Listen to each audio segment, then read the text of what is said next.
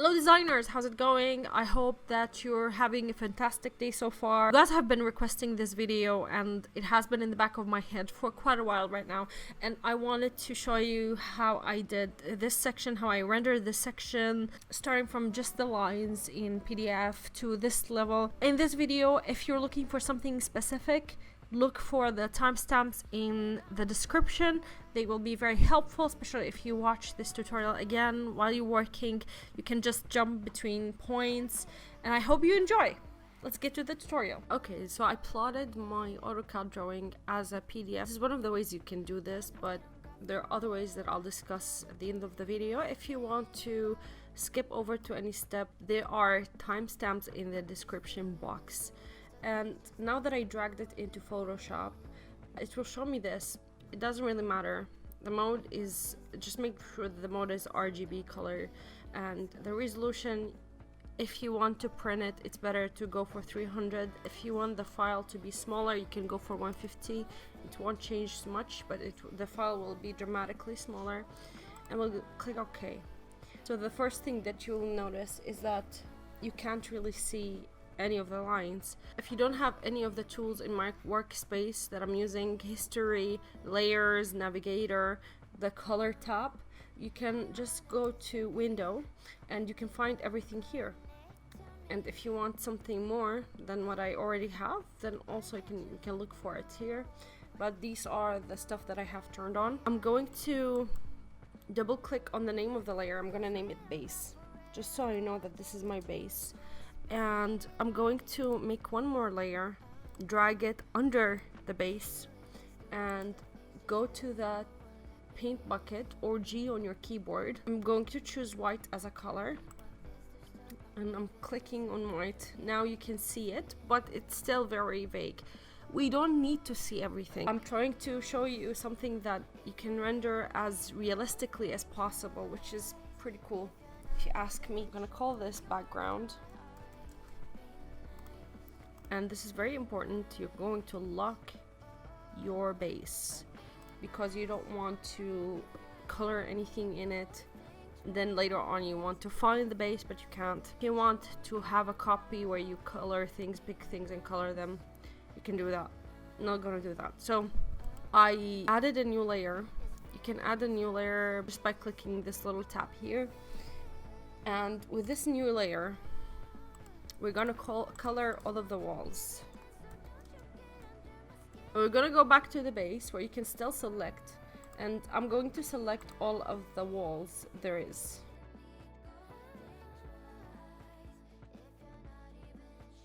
Okay, now that I have them selected, I'm gonna go to the walls tab, and I'm gonna click on the paint or G on your keyboard again. I'm going to choose the color swatches here. I'm gonna pick a color that I like, not really the reality of the room. I'll show you the room at the end of the video. I'm just going to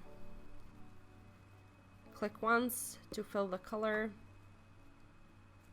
Control D to deselect, but I selected, by the way, I don't know if you noticed what I clicked, but I selected with the magic wand tool. If you don't have it, then it's under the quick selection tool. You just right click, you can find it. Now we have the color of the wall more or less. You can add texture to this wall if you want, if that's something that you like, or you can make it a wallpaper, but I'll show you later on how to do that. I'm gonna start from the left and go my way towards the right. This is a room that I designed in IKEA, and these are the windows that we had. They were like fake windows, so not many details, but because we knew the size of them. Right now what I'm gonna do is I'm gonna give it a city view, and I'm going to do that by going to Google Chrome, going to Google. That was cool. We started by 11:11. And I'm going to go for window, city view. You can go for the images on Google, and you can look at what you really want, something that goes with your aesthetic. I right click, copied the image, and then I went back to my Photoshop, Control V. That will paste it, or you can go to edit, paste. And now, if you can't see those bounding box, this transform controls, if you can't see it, then this is not turned on for you. You can also click on auto select so it's easier for you to select things. And I'm going to take the corner and I click shift, going down in size to fill in the space. Now we don't need all of the panels of the window. I think I'll just take the middle one because it was a fake window anyway. And I'm going to click enter to apply the change. The next thing I'm going to do is I'm going to select this portion of the image. I did that by going to the rectangular selection tool and I dragged it corner to corner, and I'm going to delete on my keyboard and then Control D again. I'm going to take the other side as well, do the same thing, just because I want this panel, the middle panel, to be the only panel. Control D to deselect, and I'm gonna fit it nicely in the space. Now you shouldn't stretch images like this, that's not good. See how it doesn't look great? But up to a certain extent, that's fine. You can stretch it, but not too much, you know. Actually, I'm gonna change the color of the wall. See, because I have the auto select, once I selected the color of the wall, it immediately went there. And I don't want to pick the paint bucket again, pick a color. So what I'm gonna do is just I'm going to Control plus U, and I'm going to make saturation less. I'm gonna make it more orangey. You can experiment. I mean, that's how I found out about this tool. And you can try whatever combination that you like. You can darken a little bit, you can fix the saturation, you can colorize, whatever you like the effect to be, you can do that. I'm gonna fix this one more time quickly.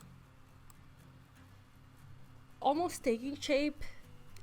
You will see it taking shape better and better every little while.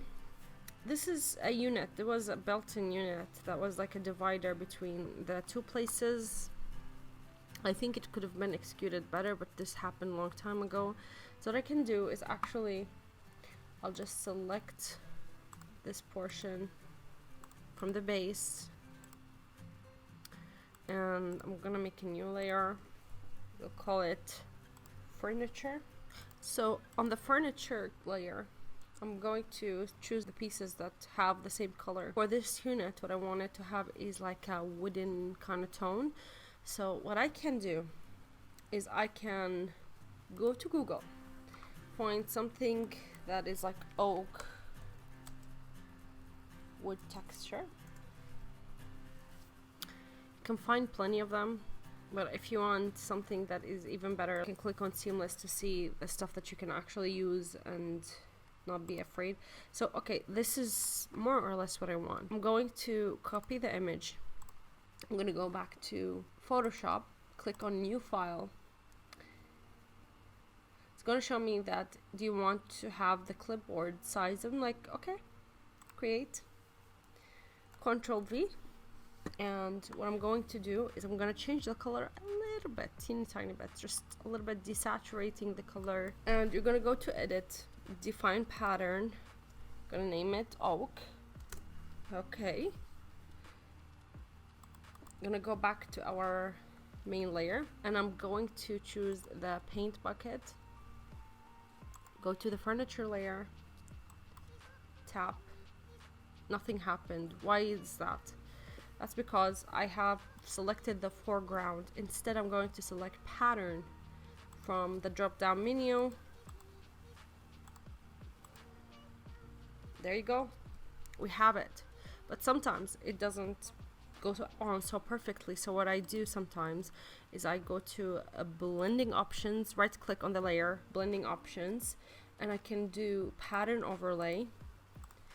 You'll have all of your patterns here. So this is the pattern that we chose, and this is the scale. You can scale it up or down. You can change the opacity even. And if you go onto the layer itself, you can fix the position of it. Control D, you did it now. I'm going to show you one more thing to make it look more realistic, because in reality you will see some sort of a depth, And if you go to blending options again, this is where you do pretty much everything in Photoshop. You can go to bevel and emboss. I don't know if I said it right. And I'm going to change the depth a little bit, change the size until I find like the right lighting to it, more or less, like just to make it look not really manufactured, you know. I mean, it is, but, and I like to choose the shadow as the darkest shade or a bit darker from the same piece of furniture, but again, that's totally up to you how you do it. Don't overdo it. Try as much as you can to make it look as natural as possible. Okay, I get really excited getting the sofas and stuff. This will be the longest step ever. It will take some time from you, so book a nice time on your schedule. Go to Google again, Google search, or you can go to Pinterest as sectional white background. Okay, I didn't find anything here, but I think in Google I'll find more. Okay, as you can see, we have this. All right, so we found this piece, the sofa, that could work, but I'd like to try another shape. Or there's another trick in the book, so that if you like something, you can save it on your Pinterest. Once you go to the board, I have a whole board called white background furniture. You can see multiple options and multiple other things that you like from the suggestion, so you might be able to find something better. Okay, let's say that this is what we want. I'm gonna right click on it, copy it, and Ctrl V paste onto Photoshop. I'm gonna select the background, select all of the shadows, every nook. To get this little cross where you can select precisely, you can just click on the caps lock. Just make sure that everything is selected and then delete. Ctrl D to deselect. Now we have it, but we have this little rectangle. We remove it too. Okay, now that we have it, what we want is we want to flip it. You click on one of the corners and right click, flip horizontal. Now you have it.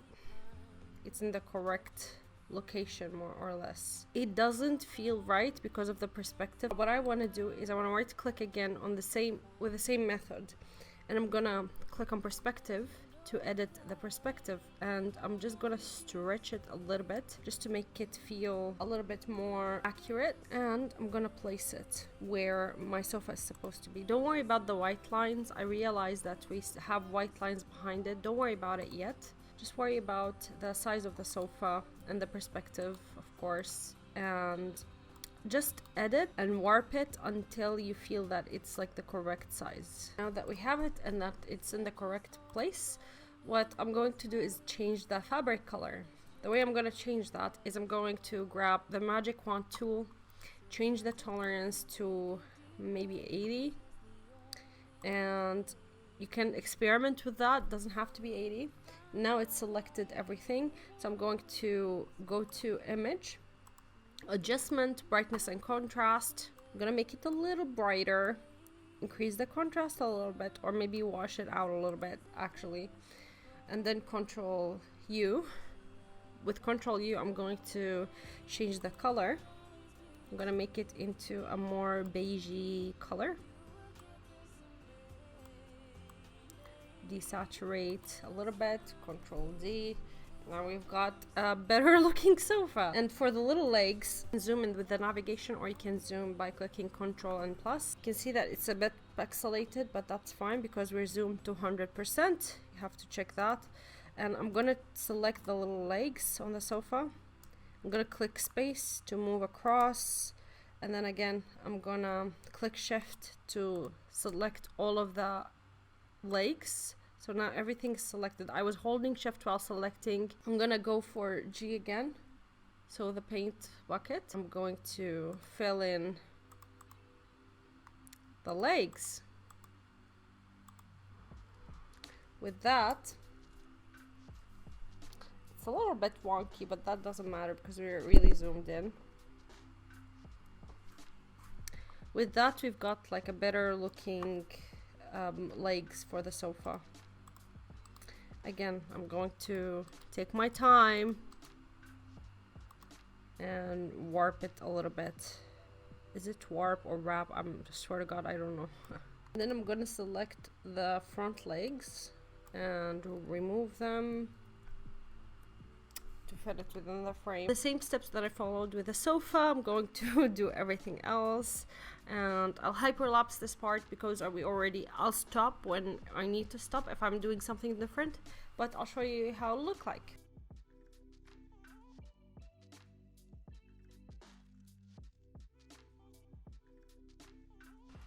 Okay, so I brought the picture of the strand mount chair here, and it's kind of tricky to select the background. Actually, it's not that tricky.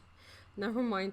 But what you can do, the lasso tool, you can go to magnetic lasso tool and trace it, or you can go to the polygonal lasso tool and just go around it. But the magnetic would be better.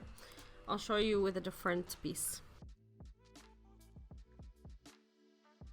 The way I look at the AutoCAD file behind is more or less of a guide, but sometimes I do change some features, or I put something instead of something else. I haven't rendered a section in a very long time because I learned 3D, and after learning how to make 3D, you don't really need any more sections, I guess, because I can just get a section from SketchUp, which I'll teach you at the end of this video. So now I want to cover the walls and I want to start fresh. What I'm going to do is I'll just grab the rectangular selection tool, and I'm gonna select this portion of the wall like that. I'm going to create a new layer, paint bucket tool, grab the same color. Oh, I totally forgot that there was a pattern. So we click on the foreground and we merge those two layers together. So with Ctrl E, it will merge into the walls. So you'll merge two layers together. Digital artwork I bought from Etsy by Modeler Canvas, and I'll link it down below. I edited the colors for it to fit the colors of my living room a little bit more, and I'm just gonna stretch it a little bit. I hope she doesn't get mad at me, but her work is amazing and I've used it in multiple of my projects, so if you want to support her, she's an incredible artist. Anyway, if you have something that you can't see, like if your artwork or whatever you place is on top of your other layers, you can just drag it. That's why you name your layers, so you know what is it on top of. Then I'm going to give it a little bit of frame, so I'm gonna right click, blending options, stroke, and then inside, and choose the framing, like how much do you want it, and you can fill it with a pattern.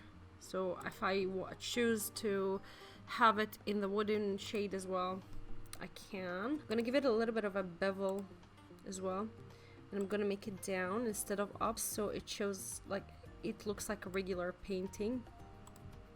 And okay, I'm gonna change the location of the lamp too to fit this whole scheme. But again, because this section is not serving a real purpose in life, I'm going to change the window height because it's bothering me quite a lot, and I'm going to just color behind it just so like everything flows in one line. This is one of the tricks that you use as an interior designer, just makes it look nicer. I did the same thing with it, and now more or less you see like the whole thing looks better. The sofa is bothering me a little bit, and I'm going to show you how I'm gonna get rid of that. So I have a trick for this, but it's a very long route. If you want to skip, you can go to the description down below. I'm gonna open SketchUp. I have SketchUp Pro 2018, the 3D warehouse window, 3D warehouse, a really good thing to do. So you go to collections and popularity, and from popularity you can see which of the models are more downloaded. The thing is, why this doesn't make any sense is because if you're already on Sketch, you can just take a section in SketchUp. But because sometimes you just want to do a section on Photoshop, but you can't find the right pieces of furniture. For example, we have this section right here. I'm gonna download it directly into this model. Okay, so this model is too big and I'm going to make it smaller doesn't matter that it's not too big, it's just that it becomes very heavy. I'm gonna remove this little person here, and I'm going to go for either, yes, the front view. And now that I have the front view, what I'm going to do is I'm going to go to camera, parallel projection. Again, go for front view. So this is perfectly front. You can also change the materials in SketchUp. Again, this is not about that. It's just that if I knew this back in college, I would have done it. So I'm trying to save you some time. Export this as a 2D graphic. I'll save it on desktop because this is where all my garbage is. And I'm just going to export it. I'm not even going to bother naming it. And now you can see it. So I'm just going to drag it onto Photoshop. Click enter. Select the background, delete. It's a smart object. So what I need to do is right click on the object and rasterize it. Control D. We've got ourselves a nice sectional. Now it looks less realistic than the sofa because that one is a picture. The only way you can learn Photoshop for real is for you to practice it as much as you can. Force yourself to use the shortcuts, because once you start using the shortcuts, it's very hard for you to go back. Your whole workflow will feel very much easier. Now it looks much better. And because on SketchUp you can find things like pillows and stuff like that, it will be easier for you. But again, I don't see the point. Let me show you what I mean. I opened up a SketchUp model that I already did a long time ago. There's a very simple trick. So if you go to Tools, Section Plane, you can place it anywhere.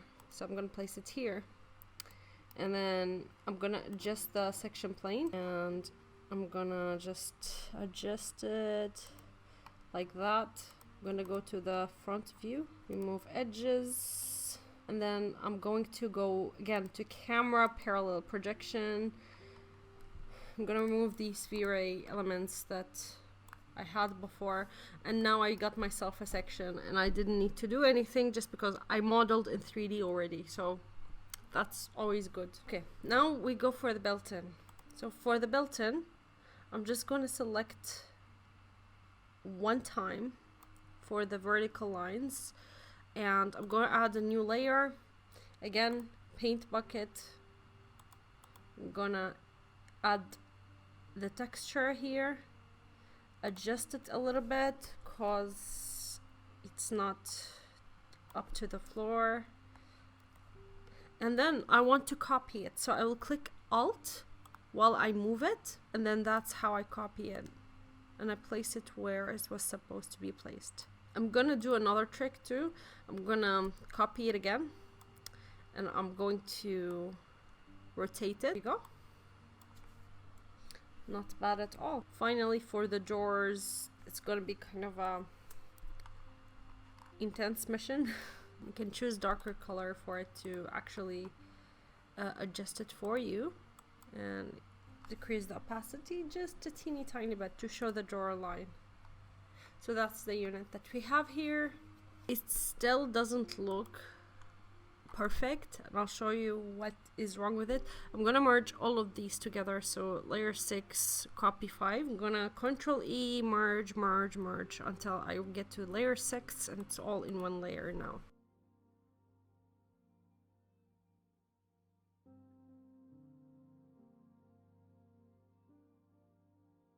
Actually take this whole thing. I'm gonna Control copy it. V, just gotta find similar things. Like, it doesn't have to be the exact same thing, it just have to be scaled perfectly well. How about that? Look at this, amazing, incredible. Didn't have to do much with it. We just remove the background. We add this scarf on the top. Maybe we change the colors a little bit just for our own sake. I'll colorize it actually, so it all fits the scheme that we have. Now it has a little bit of a lively touch.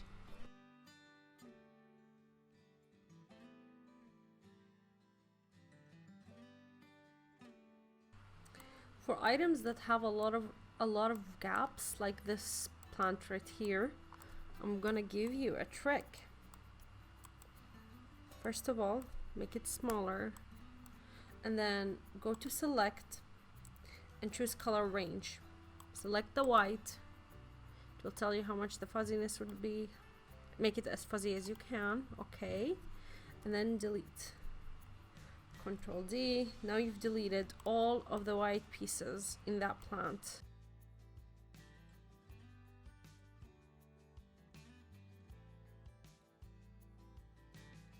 To give our section a little bit more depth, we're going to be adding shadows right now. So to give, for example, shadows for this, we also go to the layer itself, blending option. So again, with the layer style, we can change the shadows, so we can have a drop shadow, and we can see the intensity of the shadow. So you don't need much shadows, so because the object is onto the wall, you just need a little bit of depth to it. So we're going to change the angle for the shadow as well. By the way, if you change an angle for one shadow, everything changes, which is very helpful to me.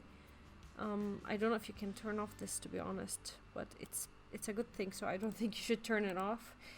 And for the light itself, so what we're going to do is 2 steps. First of all, we're going to take the light itself. We're going to keep the wire where it's located, and then Control X, we moved it all together. We're going to create a new layer, and then Control Shift V, so it pastes in the same location. And we're going to go to blending options. We're going to go ahead and add an outer glow. You don't need that much. You can increase the opacity, but you don't need that much. Trust me with this. You can create a little bit of a spread, okay? And gonna make the opacity less, so it gives it a little bit of an indication that it's sliding, but not too much and overwhelming.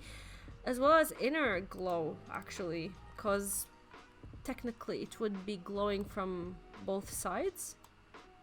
Give it a little bit of a less of a choke, a little bit of a less of an opacity, so it gives it this hint of lighting, which I love. I think is gorgeous.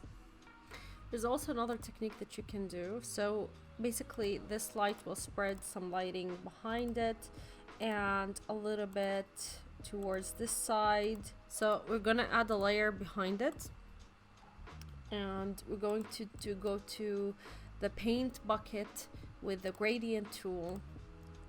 We're going to select, you can add it, you can add a new one, and we're going to select white to transparent. Now you can just give it a little bit of a light effect, and then Control D to deselect again, so you have the shadow, the lighting effect. You can also adjust it as much as you want. If you create it to become an overlay or a lighter or a soft light, I think it looks better, but again, it depends on you. Again, you need like subtle touches. Don't go overboard with it. Trust me with this. I've seen a lot of students, they go crazy with it and sometimes it just doesn't look too realistic. Anyway, I'm going to continue to place accessories and things until I am 100% satisfied with the result.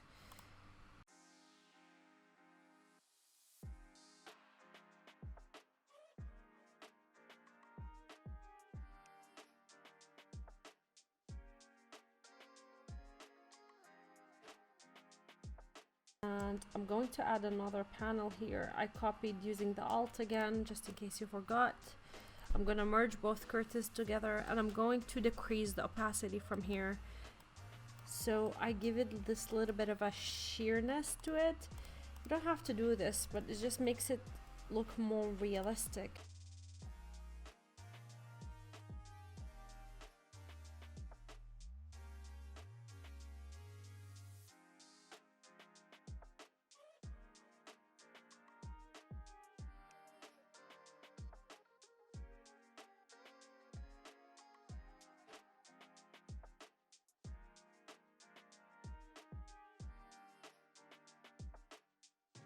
Of course, you can invest much time into the section and add a lot more accessories. You can add you know, even the smallest details, like not board here because this is supposed to be a desk. The more details you add, the better it will look. I just want to add a circular pillow. It's just my thing. I really enjoy circular pillows. I love circles. I hope you learned a thing or two in this tutorial. I hope this was actually helpful for you. You would say, what would you color a section? Well, basically, you can, if you do the 3D renders, it's always better to see how the space looks in 3D and how it will look, how it will photograph, and you'll see the balance and imbalance, and it's exactly the same thing when it comes to sections. So if you take sections in each part of the room, sorry you guys, my washing machine is running, but if you take sections in every room and in each space of the room, then you'll see the general wall, how balanced it is and how it looks like. Really hope you enjoyed, and I hope you have a great time of the day wherever you are in the world. Bye.